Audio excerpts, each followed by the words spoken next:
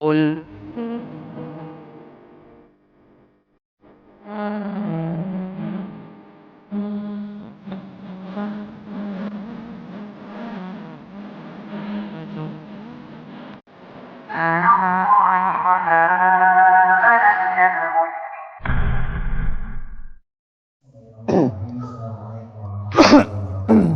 Waalaikumsalam warahmatullahi wabarakatuh. Innal hamdalillah nahmaduhu wa nasta'inuhu wa nastaghfiruh wa na'udzu billahi min shururi anfusina wa min sayyiati a'malina. Man yahdihillahu fala mudilla lahu wa man yudlil fala hadiya lahu. Wa asyhadu an la ilaha illallah wahdahu la syarika lah wa asyhadu anna Muhammadan abduhu wa rasuluh. Allahumma shalli ala nabiyyina Muhammad wa ala alihi wa man tabi'ahum bi ihsan ila yaumil. Allahumma inna nas'aluka ilman nafi'a wa rizqan thayyiban wa amalan mutaqabbala. Puji syukur kita panjatkan kepada Allah, salawat dan salam semoga tercurah pada junjungan kita yang besar Nabi Muhammad sallallahu alaihi wasallam. Bapak Ibu sekalian, kita bersyukur pada hari ini bisa duduk kembali dalam majelis yang mudah-mudahan senantiasa diberkahi Allah. Dan kesempatan pagi hari ini kita akan kembali membahas hadis-hadis penting yang disebutkan oleh Imam Yahya An-Nawawi Asy-Syafi'i dari kumpulan hadis-hadis yang beliau susun, yaitu hadis Al-Arba'in An-Nawawiyah, di mana kita akan lihat pembahasan hadis nomor 14 dan nomor 15, di mana hadis nomor 14 nantinya membicarakan tentang tidak boleh serampangan membunuh seorang muslim kecuali karena 3 alasan.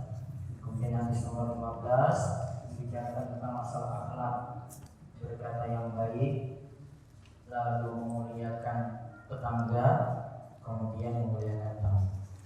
Baik, kita lihat di lembaran hadis Al-Arba'in An-Nawawiyah nomor 14. Akan dibuka dulu. Ada 2 bagian ya, 2 lembar. Tidak halal darah seorang muslim. Dari Ibnu Mas'ud radhiyallahu anhu, ia berkata, Rasulullah shallallahu alaihi wasallam bersabda, tidak halal darah seorang muslim kecuali karena salah satu dari 3 sebab. 1. Orang yang telah menikah yang berzina. 2. Jiwa dengan jiwa atau membunuh. 3. Orang yang meninggalkan agamanya atau murtad lagi memisahkan diri dari jamaah kaum muslimin. Hadis riwayat Bukhari dan Muslim. Baik, hadisnya diriwayatkan oleh Imam Bukhari dan Muslim, muttafaqun alaih. Hadis ini membicarakan muslim tidak boleh dibunuh. Asalnya darah seorang muslim itu terjaga, tidak boleh dibunuh dengan alasan apapun, kecuali karena 3 alasan. Kecuali karena 3 alasan. Dan ingat, alasan membunuhnya di sini juga karena ada sebab, dan eksekusinya tidak dilakukan juga oleh sembarang orang, karena nanti ada syarat-syarat yang mesti dipenuhi pula. Yang pertama, karena ada yang berzina dan dia telah menikah. As-sayyib itu telah berzina ketika dia itu sudah menikah. Yang kedua, wa nafsu bin nafs, yaitu jiwa dengan jiwa. Maksudnya tidak boleh bunuh muslim lainnya, kecuali nanti kalau ada sebab. Kemudian yang ketiga, karena meninggalkan agama alias murtad, atau dia melakukan perbuatan yang sifatnya itu nanti memurtadkan. dia melakukan suatu yang nanti memurtadkan, yaitu ada pembatal-pembatal keislaman. Sudah pernah pelajari pembatal keislaman? Belum juga? Pembatal sholat sudah? Belum juga? Udah. Oh, udah. Pembatal wudu? Udah. Islam punya pembatal nggak berarti? Masa pembatal wudhu ada, pembatal sholat ada, pembatal Islam nggak ada? Pasti pembatal Islam ada. Maka dia melakukan salah satu pembatal keislaman misalnya. Itu murtad, nanti bentuknya macam-macam. Namun kita bahas murtad secara umum. Atau di sini al-mufariqu lil jamaah, keluar dari al-jamaah. Di antara maknanya itu adalah keluar dari Islam atau keluar dengan cara memberontak dari pemerintah yang sah, dari penguasa yang sah. Nah, di sini pemerintah atau penguasa punya wewenang untuk memberantas pemberontak berarti. Nah, ini yang disebut 3 tadi. Ada sebab-sebab yang menyebabkan halalnya darah atau darahnya itu halal. Ya, yaitu karena 3 tadi. Yang berzina sudah menikah. Kemudian yang kedua karena membunuh orang lain, yang ketiga itu karena memisahkan diri dari jamaah. Hadis ini riwayat Bukhari dan Muslim. Kita lihat penjelasan hadis terlebih dahulu. Dibaca. Hadis ini menunjukkan bahwa asalnya darah seorang muslim yang bertauhid haram ditumpahkan ketika ia bersyahadat la ilaha illallah dan Muhammad adalah utusan Allah, mengerjakan sholat dan menunaikan zakat sebagaimana disebutkan dalam hadis nomor 8 sebelumnya dari Ibnu Umar radhiyallahu anhu, dan menumpahkan darah seorang muslim adalah haram dan termasuk dosa besar. Berarti membunuh muslim yang lain hukumnya haram dan termasuk dosa besar. Asalnya muslim yang bagaimana ini? Yang bertauhid, mengerjakan sholat, menunaikan zakat. Maka haram untuk dibunuh. Berarti nanti di luar dari kata muslim seperti ini, di luar dari istilah muslim nanti ada pembahasan sendiri. Namun yang jelas yang kita bahas muslim di sini adalah seperti kaitannya dengan hadis nomor 8, di mana hadisnya dari Ibnu Umar radhiyallahu anhu. Nabi SAW itu katakan, aku diperintah untuk menyerang atau untuk memerangi orang yang umirtu an uqatilan nas hatta yashhadu. Aku diperintah untuk memerangi orang sampai dia itu mau bersyahadat, kemudian dia menunaikan sholat, kemudian dia itu menunaikan zakat. Jika itu sudah dilakukan, kata Nabi SAW, as-sawmu minni dima'ahum wa amwaluhum illa bihaqqil Islam wa hisabuhum 'ala Allah. Jika dia sudah sholat, dia tadi sudah syahadat, sudah sholat, sudah menunaikan zakat, maka harta dan darahnya tidak boleh diambil. Dan nanti kalau dia lakukan kesalahan, hisabnya di sisi Allah Subhanahu wa taala. Nah, terus di bawahnya lagi. Haramnya darah seorang muslim disebutkan pula dalam hadis lainnya. Sesungguhnya darah kalian, harta benda kalian, kehormatan kalian haram atas kalian seperti terlarangnya di hari ini, bulan ini dan negeri ini. Di hari ini pada hari Arafah, ketika Nabi SAW haji wada, haji terakhir. Bulan ini berarti bulan haram, bulan Zulhijjah, bulan yang mulia. Di negeri ini berarti di tanah haram. Ya, itu di tanah haram atau ketika itu sedang berada di Arafah, tanah yang dimuliakan. Di situ dikatakan oleh Nabi SAW, fa inna dima'akum, sungguh darah kalian, wa amwalakum, harta kalian, wa a'radakum, bainakum, dan kehormatan kalian, haramun alaikum, haram bagi kalian. Artinya sama muslim tidak boleh membunuh, sama muslim tidak boleh mengambil harta orang lain, sesama muslim tidak boleh menginjak-injak kehormatan orang lain. Gak boleh jatuhkan kehormatan orang lain kecuali kalau ada sebab yang benar. Berarti kalau membunuh ada sebab yang benar boleh. Nanti yang kita bahas di sini. Mengambil harta kalau ada sebab yang benar juga boleh. Misalnya ada yang terlilit utang, kemudian dia jatuh pailit, hartanya diambil oleh pengadilan dengan paksa. Boleh ketika itu. Menjatuhkan kehormatan orang lain dibolehkan, misalnya kata Imam Nawawi, misalnya dalam hal mengkritik perawi-perawi hadis. Ini perawi pendusta, ini kadzab pendusta, ini perawi yang biasa memalsukan hadis, ini perawi yang hafalannya itu lemah. Itu lagi menjatuhkan kehormatan orang lain, namun ada kepentingan. Berarti kalau nggak ada kepentingan nggak boleh. Kalau ada kepentingan boleh ketika itu. Kalau tidak ada kepentingan nggak boleh. Jadi cuma ada kepentingan saja. Maka asalnya memfitnah orang nggak boleh, terus menggibah orang juga nggak boleh. Ya, termasuk juga menggibah penguasa atau pemimpin juga nggak boleh.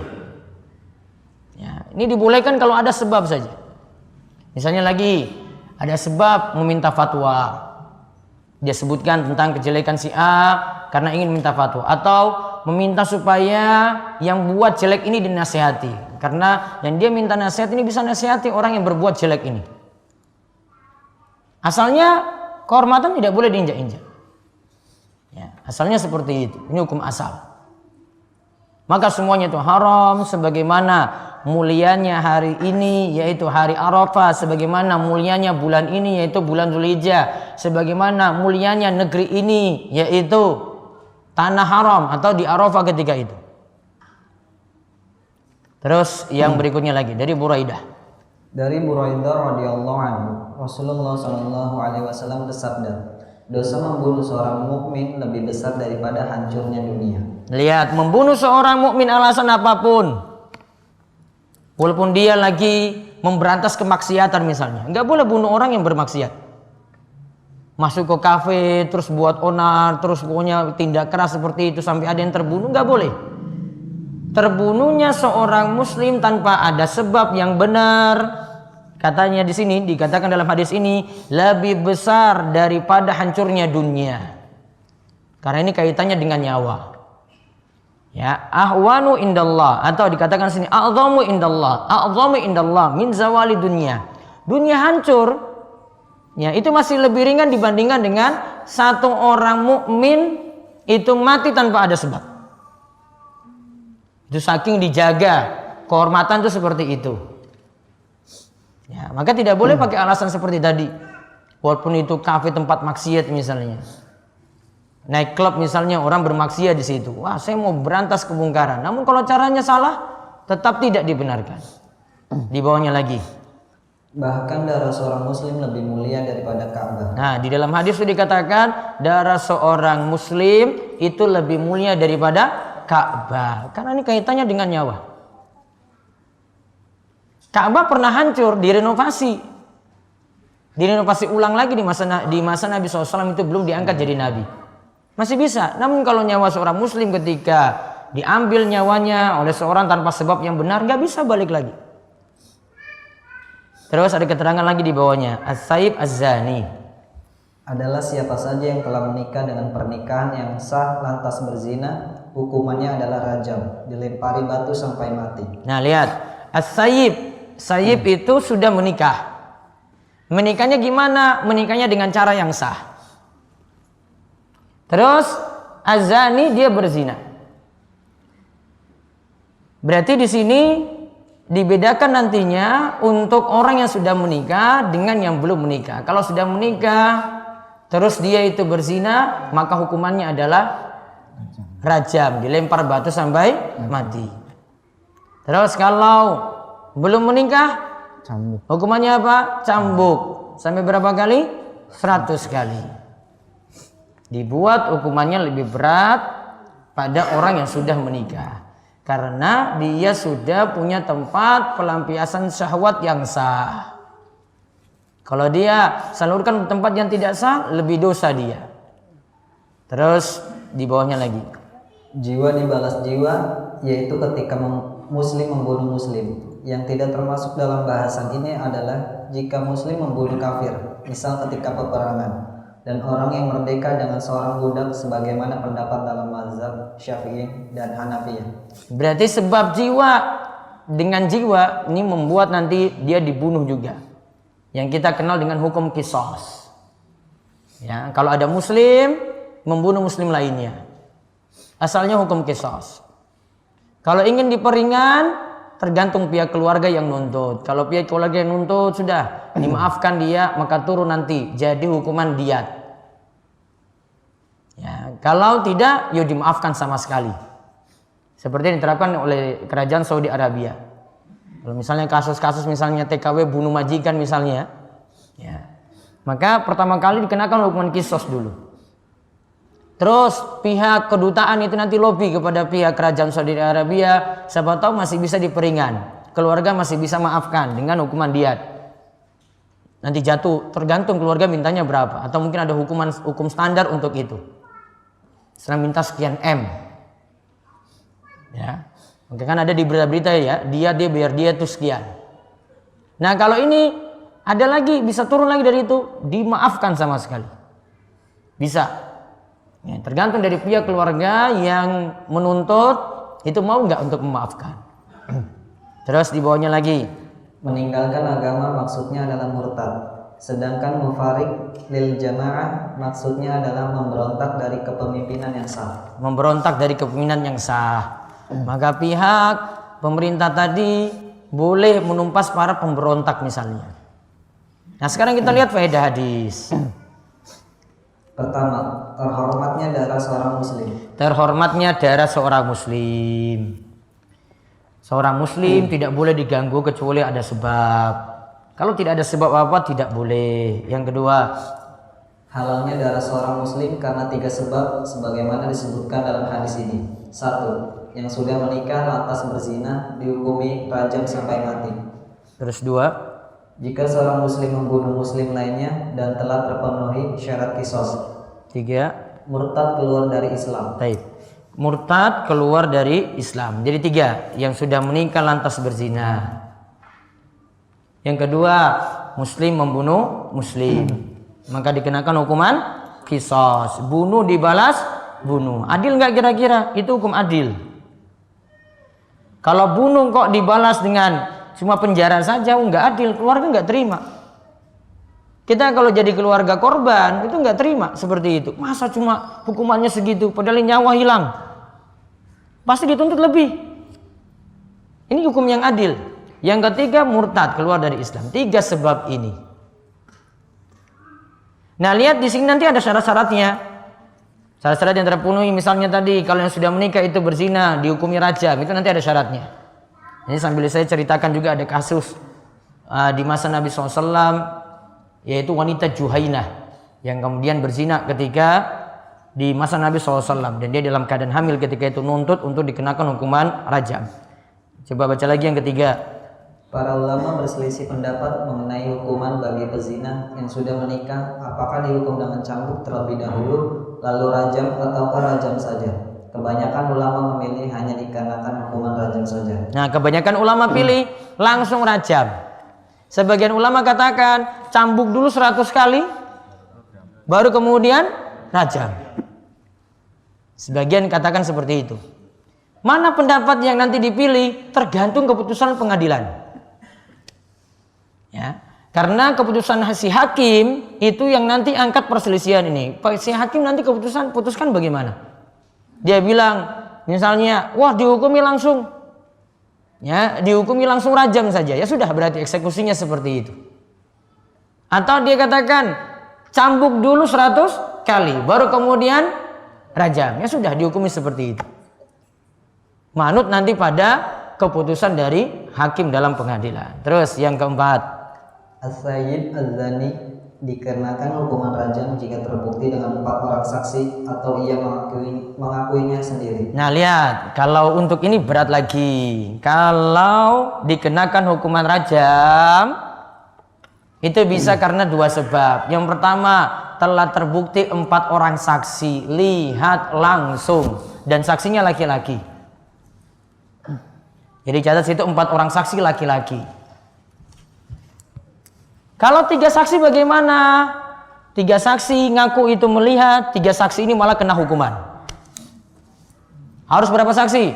4. Kurang 1 saja, pokoknya harus datangkan 1 lagi yang melihat langsung. Baru 3 belum bisa, baru 2 apalagi cuma 1. Dibuat sulit supaya orang tidak mudah-mudahan jatuhkan kehormatan orang lain.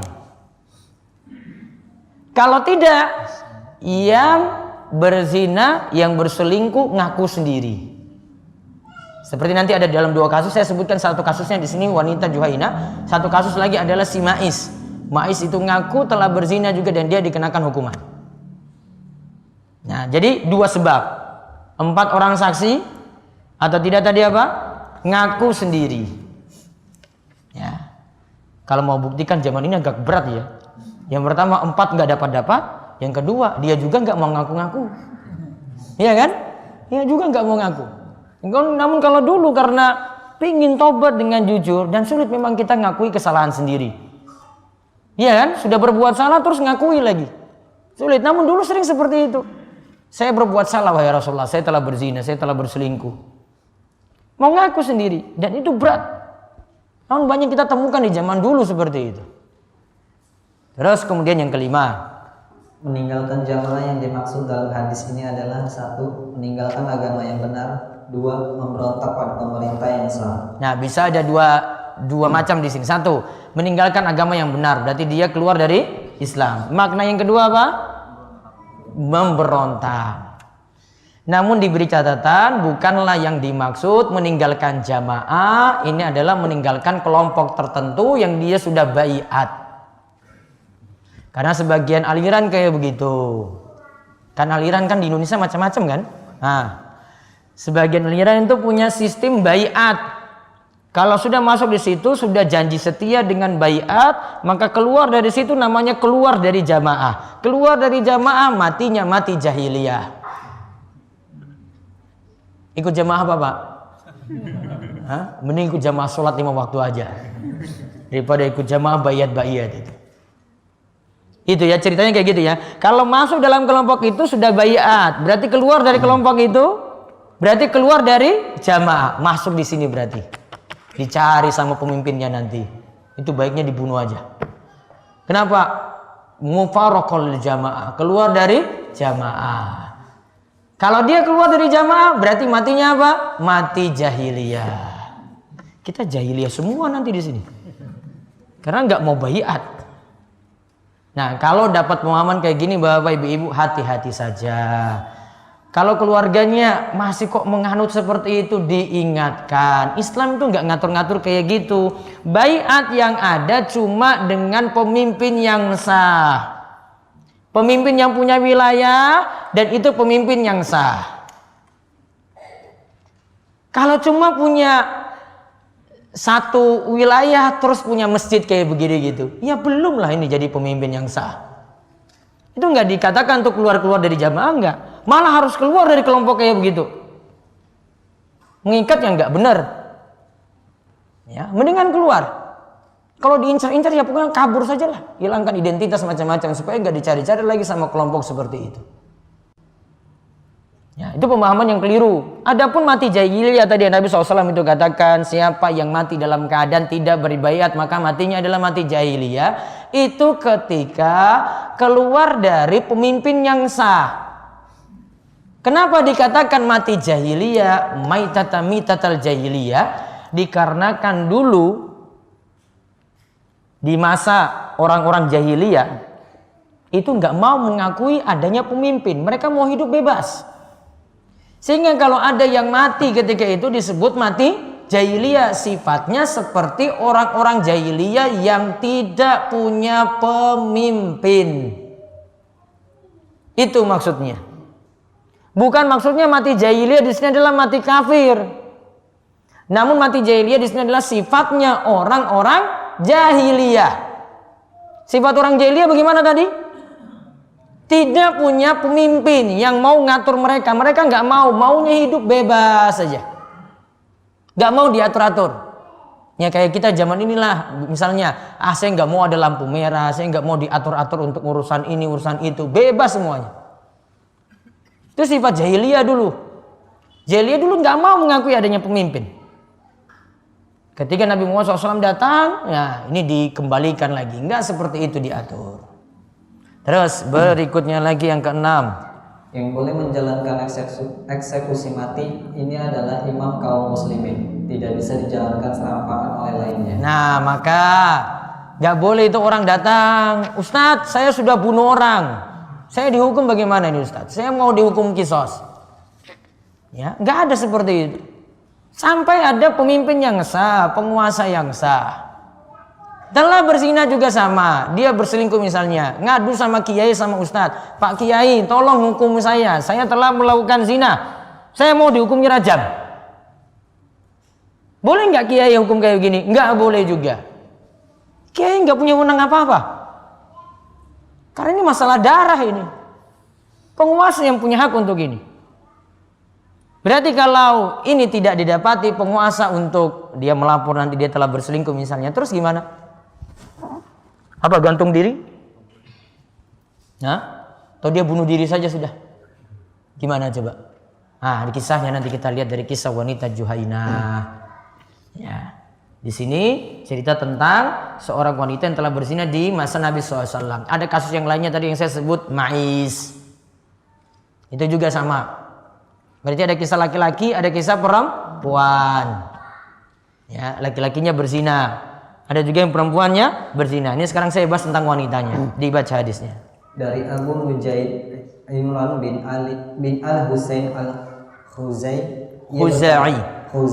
Ia berkata, ada seorang wanita dari Bani Juhainah mendatangi Rasulullah SAW, sedangkan ia dalam keadaan hamil karena zina.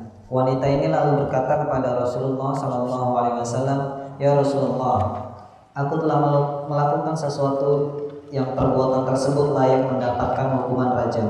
Laksanakanlah hukuman had atas diriku." Nabi SAW lantas memanggil wali wanita tersebut. Lalu beliau berkata pada walinya, "Berbuat baiklah pada wanita ini, dan apabila ia telah melahirkan kandungannya, maka datanglah padaku dengan membawa dirinya." Wanita tersebut pun menjalani apa yang diperintahkan oleh Rasulullah SAW. Setelah itu, beliau meminta wanita tersebut dipanggil, lalu diikat pakaiannya dengan erat agar tidak terbuka auratnya ketika menjalani hukuman rajam. Kemudian saat itu diperintah untuk dilaksanakan hukuman rajam. Wanita itu pun meninggal dunia. Lantas beliau pun menyolatkannya. Ketika itu Umar berkomentar pada Nabi SAW, "Engkau menyolatkan dirinya, wahai Nabi Allah, padahal dia telah berbuat zina." Beliau bersabda, "Wanita ini telah bertaubat dengan taubat yang seandainya taubatnya tersebut dibagi kepada 70 orang dari penduduk Madinah, maka itu bisa mencukupi mereka. Apakah engkau mendapati taubat yang lebih baik dari seseorang mengorbankan jiwanya karena Allah Ta'ala?" Baik, kita lihat. Ada seorang wanita dari Bani Juhainah. Namanya siapa? Ada situ disebut nama? Nah, maka kadang dalam hadis tidak disebut nama karena tidak penting. Ya, ada yang disembunyikan namanya. Ada yang ditampakkan namanya, ada yang disembunyikan. Di antara maksud sembunyikan nama untuk jaga aibnya, karena nggak penting disebutkan nama, yang penting kisahnya saja diambil pelajaran. Gitu. Kalau menceritakan seseorang juga gitu, perlu nggak saya sebut namanya? Kalau nggak perlu sebut nama, nggak usah sebut nama. Kalau ada kepentingan sebut nama, baru sebut nama ketika itu. Jadi nyebut nama orang, misalnya lagi nyebut aibnya, itu perlu timbang-timbang. Kapan ya ini saya perlu nyebut namanya, kapan itu enggak. Kadang dengan sifat saja orang sudah tahu. Oh, si fulan itu. Si fulan kayak gini-gini. Kamu sudah tahu kan? Oh, sudah tahu. Enggak usah sebut nama. Sifat aja. Nah, dia datang menemui Nabi SAW. Berarti inisiatif sendiri. Nabi SAW enggak panggil dia. Namun dia datangi Nabi SAW sendiri. Dan ketika itu, wa yahubla, sudah hamil. Namun hamil karena apa? Minaz zina. Hamil karena zina. Dan dia sudah bersuami. Terjadi di masa kapan itu? Di masa Nabi SAW. Berarti ada kasus kayak begini. Dan itu di tengah-tengah para sahabat. Namun tadi kalau kita mau hitung-hitung kasusnya, 1-2 kasus saja Bapak Ibu-Ibu. Kalau zaman kita berapa kasus? Hah? Pernah hitung nggak kasusnya? Macam-macam kan? Kalau ini cuma 1-2 kasus saja, nggak banyak-banyak kasusnya. Ini di tengah orang-orang soleh, apalagi di tengah orang-orang yang lingkungannya itu rusak. Ini tengah-tengah para sahabat ini terjadi seperti itu. Apalagi di lingkungan yang nggak jelas, lebih kemungkinan lagi terjadi. Apalagi pergaulan yang nggak diatur. Laki-laki dan perempuan, ya, nggak dipisah antara lawan jenis tuh nggak jelas tuh peraturannya. Ya, dibebaskan bergaul begitu saja, ikhtilat, kholwat begitu saja, dibebaskan salaman begitu saja, nggak jelas aturannya. Islam punya aturan yang jelas. Ini terjadi di masa Nabi SAW. Jadi diingatkan bahwasanya di tengah-tengah orang soleh pun berarti kemungkinan seperti ini terjadi nggak? terjadi pula. Berarti di lingkungan orang ngaji pun bisa nggak terjadi seperti ini? Bisa juga terjadi. Gitu. Terus disebutkan, ya Nabi Allah, as-sabtu haddan. Wahai Rasulullah, wahai Nabi Allah, saya telah berbuat zina. Dia ngaku sendiri jujur di hadapan Nabi Shallallahu Alaihi Wasallam. Makanya tadi saya sebut, orang yang ngaku jujur seperti ini sulit sekali zaman ini. Bahkan sudah selingkuh beberapa kali pun juga nggak ngaku-ngaku. Iya kan? Nggak ngaku-ngaku. Sudah banyak yang lihat juga biasa-biasa aja dia, fine-fine aja. Jalan bareng gitu saja. Suaminya lihat sendiri mungkin atau istrinya lihat sendiri juga, dia nggak merasa bersalah kalau itu salah. Lantas dia ngaku di hadapan Nabi Shallallahu Alaihi Wasallam bahwasanya dia pantas dapat hukuman had. Oh berarti wanita ini juga sudah tahu hukum. Dia pantas dapat hukuman had. Maka saat itu dia minta Nabi SAW untuk jalankan hukuman had tadi. Gimana keadaannya tadi, dalam keadaan apa? Hamil atau tidak? Hamil. Kira-kira pantas enggak? Lagi hamil kemudian diberi hukuman eksekusi seperti itu? Hah? Atau mau dikasihani dulu? Dikasihani dulu. Maka Rasulullah SAW panggil, mana wali si perempuan ini? Mungkin ada bapaknya, ada pamannya, ya, ada keluarganya. Mana yang wali yang bertanggung jawab pada perempuan ini? Walinya dipanggil, Nabi SAW katakan, ihsan ilaiha, ahsin ilaiha, fa iza wadu'at fa'tini biha. Buat baik dulu untuk wanita ini, perlakukan dia dengan baik. Nanti sampai dia itu melahirkan anaknya, datangkan wanita ini lagi di hadapan Nabi Shallallahu Alaihi Wasallam. Maka dibiarkan waktu berlalu sampai wanita ini melahirkan anaknya. Kemudian setelah itu sudah bisa anaknya dilepas. Gak juga langsung setelah melahirkan langsung dihukum, enggak. Setelah anaknya itu dilepas dengan mudah. Atau ada yang mau tanggung jawab dengan anak ini, baru wanita tadi dipanggil. Kemudian fa'ala, dijalankanlah eksekusinya. Fa'amara biha Nabiyullah sallallahu alaihi wasallam fasyukkat 'alaiha thiyabuha.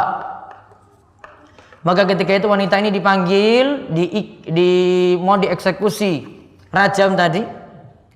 Lantas sebelum dieksekusi, terlebih dahulu wanita ini disuruh ikat pakaiannya. Pakaiannya tolong diikat. Supaya apa? Auratnya tidak terbuka. Ini padahal lagi eksekusi loh ini. Namun disuruh jaga aurat. Berarti aurat perempuan apa di sini? Aurat perempuan apa yang dimaksud? Apa auratnya? Aurat ibu-ibu apa coba? Seluruh tubuhnya kecuali wajah dan telapak tangan. Bapak auratnya apa? Di atas paha. Di atas. Antara pusar dan lutut. Berarti boleh sholat cuma nutupi pusar dan lutut saja gitu. Pernah nggak sholat kayak gitu? Atau nggak mau? Nih, tadi coba diulang coba jawabannya tadi. Aurat bapak apa? Antara pusar sampai lutut. Antara pusar dan lutut. Berarti bapak boleh sholat pakai sarung nutupi pusar dan lutut. Boleh? Ya sudah, praktek aja nanti Zul. Boleh nggak? Boleh. Hah? Boleh. Masya Allah. Ada-ada saja ya. Itu yang dimaksud ketika tidak punya sesuatu untuk nutupi lagi, cuma punya satu lembar kain. Sekarang punya nggak banyak kainnya? Ada nggak baju? Ada. Ada nggak nutupi yang bawahnya sarung? Ada. Maka harus tutupi atiqaihi, 2 pundak. Kan punya sekarang atas dan bawah kan? Berarti bapak harus nutupi atas dan bawah. Berarti aurat laki-laki dalam sholat dirinci jadi 2. Yang pertama, kalau punya pakaian yang lebih, ya, pakaian berlebih artinya bisa nutupi atas dan bawah, yaitu dari pundak sampai lututnya bisa tertutupi, maka nutupi itu semuanya wajib. Namun kalau kainnya terbatas, cuma punya apa tadi contohnya? Sarung saja, yang lainnya najis semuanya. Waktu sholat sempit, berarti milih apa tadi? Milih cuma nutupi pusar dan lutut, dari pusar sampai lutut, gitu. Jadi kalau dijawab jangan bingung. Masa bisa sholat sampai kayak begitu coba? Saya sholat pakai sarung aja nggak apa-apa. Nggak ada jawaban kayak gitu para ulama. Jangan-jangan nanti jadi bapak jawab juga, saya pakai mukena istri saya yang bagian bawah juga nggak apa-apa. Boleh nggak kayak gitu? Laki-laki pakai, kan ada ibu-ibu yang bawahnya itu ada terusan bawah kan? Ya terpisah kan? Boleh nggak laki-laki pakai gitu ketika sholat? Boleh nggak? Ini kok nggak sepakat ini? Boleh atau tidak? Nutup aurat nggak? Nutup. Masa nggak boleh? Tasyabbuh dengan perempuan gitu. Nggak boleh laki-laki pakai pakaian perempuan, termasuk juga dalam sholat. Aneh-aneh saja bapak kayak gitu kerjaannya. Karena ada yang masih ngajukan pertanyaan gini, Ustaz, saya pakai mukena istri saya yang bagian bawah roknya itu boleh nggak saya pakai? Ya Allah Pak, pakai nggak ada kain lain gitu. Ada kain lain, pakai kain lain. Udah itu aurat ya. Nanti ada ulama bagi lagi, ada aurat mughalladha, aurat mukhaffafa, aurat mutawassithah. Ada aurat apa? Mughalladha, mukhaffafa, mutawassithah. Sama seperti pembagian najis, ada mughalladha, mukhaffafa, mutawassithah. Itu ada pembahasan sendiri.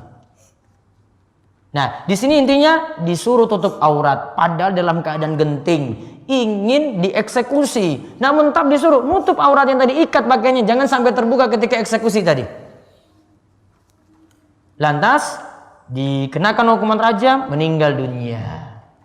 Wanita tersebut meninggal dunia. Berarti boleh membunuh orang seperti ini karena ada sebab. Sebabnya apa di sini? Wanita yang sudah menikah berzina, dieksekusi rajam sampai mati. Batunya bagaimana di sini sifatnya? Kan lempar batu tadi kan? Batunya bagaimana? Segede gini? Biar langsung tewas? Atau kerikil kecil gini? Gak mati-mati? Kalau gitu apa? Tidak besar, yang kecil. Pertengahan, tidak boleh terlalu besar. Karena dipentingkan di sini, kenapa dihukumi rajam? Biar seluruh badan dari atas, dari ujung rambut, kepala sampai kaki semua rasakan siksa. Kalau diambil batu besar langsung dilempar mati, dia nggak akan rasakan siksa begitu lama. Kenapa kok seluruh tubuh itu perlu disiksa semuanya? Karena ketika dia berzina, berselingkuh, seluruh badannya rasakan nikmat. Maka pantas seperti itu. Kenapa nggak dihukumi kisos saja? Nggak adil. Nggak adilnya kenapa? Wong dia nggak bunuh orang kok. Apa yang dia lakukan? Dosa apa yang dia lakukan? Zina. Nggak pas. Kalau dipenggal lehernya sekali saja langsung. Kalau ini butuh dia rasakan siksa sampai dia itu mati, karena ketika dia berzina dia rasakan nikmat tadi. Maka itulah yang namanya al-jaza'u min jinsil amal, yang namanya balasan itu sesuai dengan ya amalnya seperti apa. Al-jaza'u min jinsil amal. Amal perbuatannya kayak gimana? Adil. Islam itu syariatkan hukum yang adil, nggak mungkin nggak adil di sini. Nggak pas kalau di zina kok potong tangan. Mana yang berbuat? Seluruh anggota tubuhnya, tangan nggak adil, tangan saja yang salah berarti. Padahal seluruh anggota tubuhnya. Maka pas hukumannya dikenakan ketika wanita ini sudah meninggal dunia. Terus Rasulullah SAW menyolatkan jenazahnya. Dan ingat, kita punya kewajiban pada orang yang meninggal dunia ada berapa? Kewajiban terhadap orang yang meninggal dunia ada berapa? 4. 1. Memandikan dulu. 2. Mengkafani. 3. Menyolatkan. 4. Menguburkan. Hukumnya apa di sini kewajiban ini? Fardu ain apa fardu kifayah? Apa sunnah muakkad? Fardu kifayah. Artinya sebagian sudah penuhi, itu sudah dijalankan 4 tadi, berarti yang lainnya gugur. Gak disuruh semuanya turun tangan, namun cuma sifatnya kifayah, yang sudah mencukupi sudah. Tadi mulai dari memandikan, gak semuanya. Kalau misalnya di suatu tempat situ ada istilahnya Mbah Rois, Pak Rois, ya Mbah Kaum gitu yang ngurus, ya sudah berarti ini kerjaannya Mbah Rois, berarti kita ngambil kerjaannya saja. Terus yang kedua apa tadi? Ngafani, Mbah Rois juga bisa. Namun kalau ini untuk perempuan, laki-laki dimandikan laki-laki, perempuan dimandikan oleh perempuan. Mengafani juga demikian. Boleh untuk lawan jenis cuma satu kasus, suami istri saja. Karena Nabi SAW tidak memandikan putri beliau ketika putrinya meninggal dunia seperti Zainab. Zainab putri Nabi SAW ketika meninggal dunia, Nabi SAW tidak mandikan. Nabi SAW suruh wanita-wanita yang lainnya, para sahabat yang lainnya itu mandikan putri saya dengan daun bidara sekian. Padahal putrinya sendiri. Lebih pantas beliau mandikan daripada yang lain. Namun demikian aturannya. Sudah dibuat aturan yang jelas. Berarti asalnya tadi apa? Laki-laki diurus oleh laki-laki, perempuan diurus oleh perempuan. Kecuali untuk satu kasus apa tadi? Suami istri. Satu kasus ini saja. Enggak yang lain. Setelah dimandikan terus apa? Dikafani. Berapa lembar kain? 3. Sebagian ulama katakan perempuan 5 lembar kain kafan. Itu lebih afdal untuk 3 atau 5 tadi. Seandainya tidak ada kain sama sekali, boleh dengan 1 lembar kain saja. Kalau 1 lembar kain saja berarti yang nutupi auratnya. Seperti kasus Mus'ab bin Umair. Kasus siapa? Mus'ab bin Umair. Ketika meninggal dunia, dia hanya punya 1 lembar kain kafan. Ditarik ke atas yang bawah terlihat, ditarik ke bawah yang atas terlihat, maka disuruh tutupi auratnya saja. Berarti masih boleh untuk 1 lembar kain kalau tidak ada lembaran kain yang lainnya. Terus setelah itu apa yang ketiga? Tadi menyolatkan dengan sholat jenazah, kecuali kalau jenazahnya tidak ada dan belum disolatkan. Seperti apa contohnya? Kasus pesawat kemarin jatuh, ya kan? Jenazahnya nggak ada, orangnya sudahlah meninggal dunia. Mau nyolatkan siapa? Jenazahnya belum ada juga, paling cuma temukan tangan saja.